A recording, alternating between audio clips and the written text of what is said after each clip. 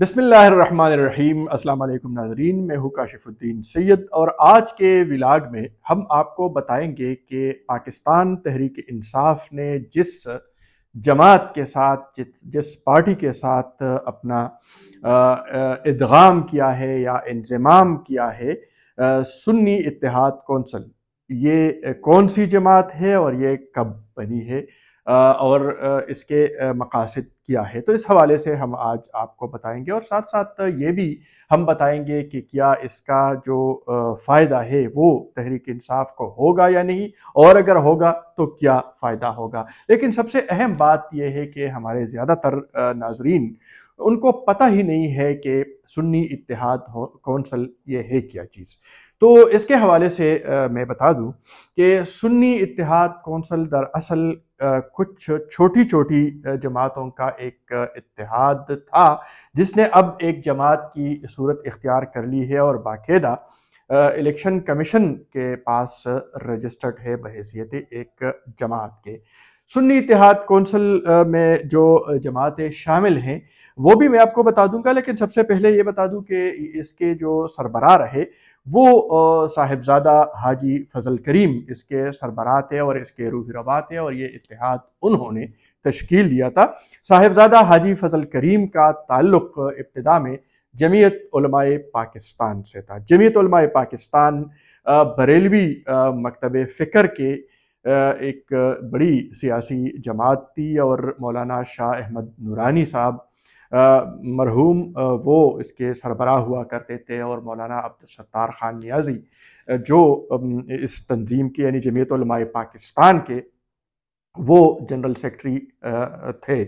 मौलाना शाह अहमद नूरानी का भी अपना एक किरदार रहा है, पार्लियामेंट में भी सन 1973 के आईन में भी उनका एक बड़ा किरदार रहा है, और इसी तरह तहरीक ख़त्म नबूवत में भी मौलाना शाह अहमद नूरानी का एक बड़ा और अहम किरदार रहा है। इसी तरह मौलाना अब्दुल सत्तार खान नियाज़ी का भी पार्लियामेंट में अहम किरदार रहा है और मुख्तलिफ तहरीकों में वो पेश रहे, लेकिन उनके बीच इख्तिलाफात आए और फिर वो दो दड़ों में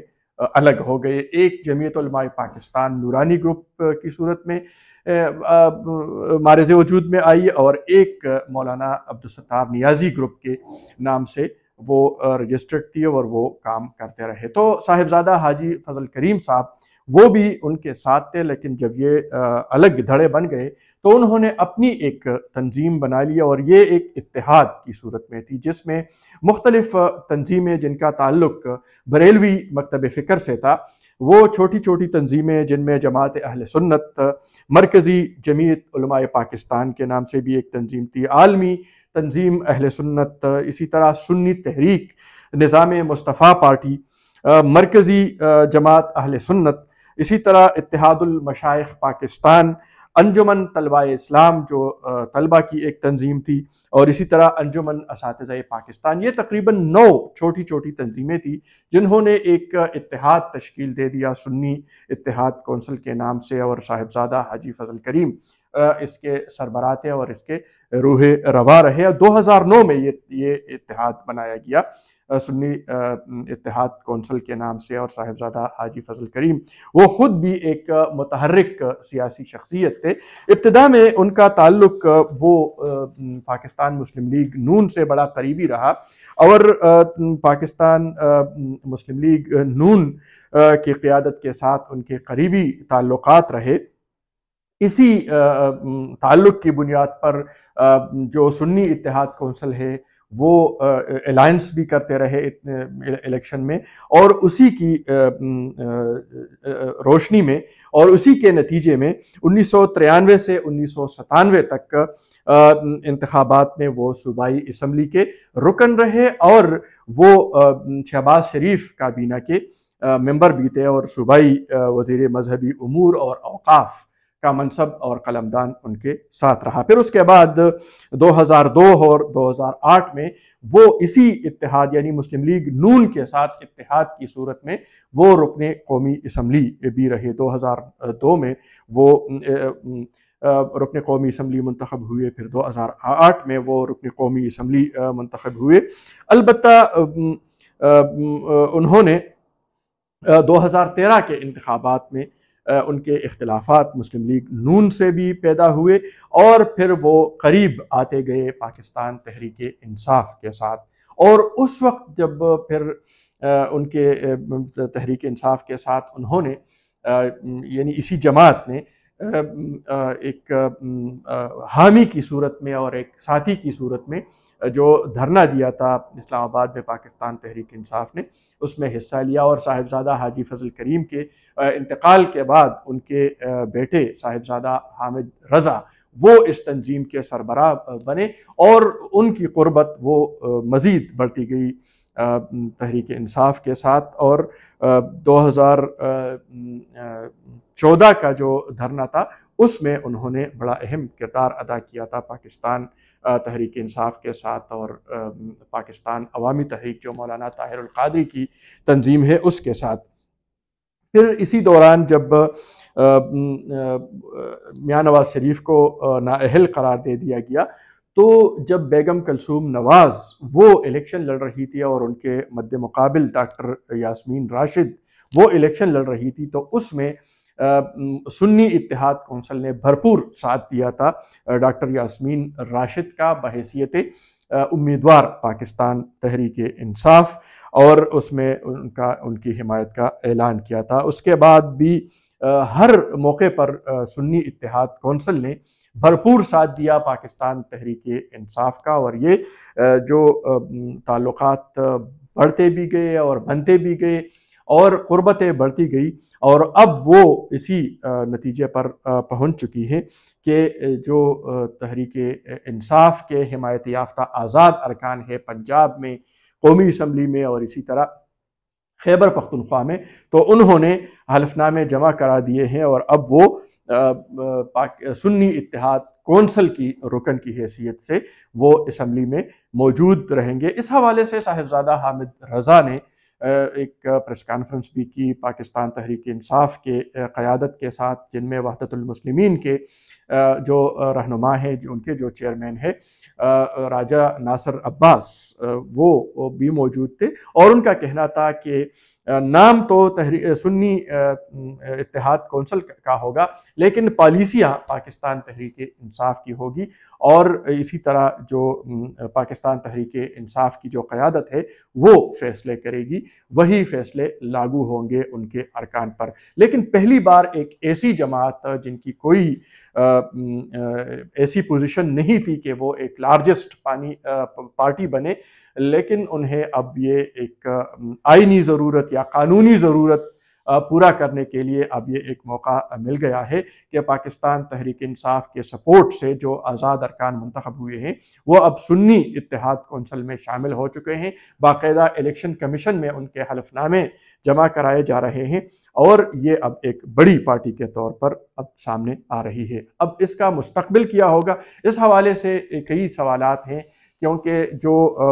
बरेलवी मकतब फ़िक्र की इतनी बड़ी तंजीम है और उनके फिर जो साहिबजादा फजल करीम मरहूम और उनके बाद फिर जो साहिबजादा हामिद रज़ा है, उनके ताल्लुकात जो मुक़्तदर क़ुव्वतें हैं उनके साथ भी रही है। तो ये सवाल उठाया जा रहा है कि आगे उनकी पॉलिसी क्या होगी और वो किस हद तक तहरीक इंसाफ की एंटी इस्टेब्लिशमेंट मौक़िफ़ की हिमायत जारी रखेंगे। लेकिन बहरहाल इस वक्त सूरत हाल ये है और इसके दो फ़ायदे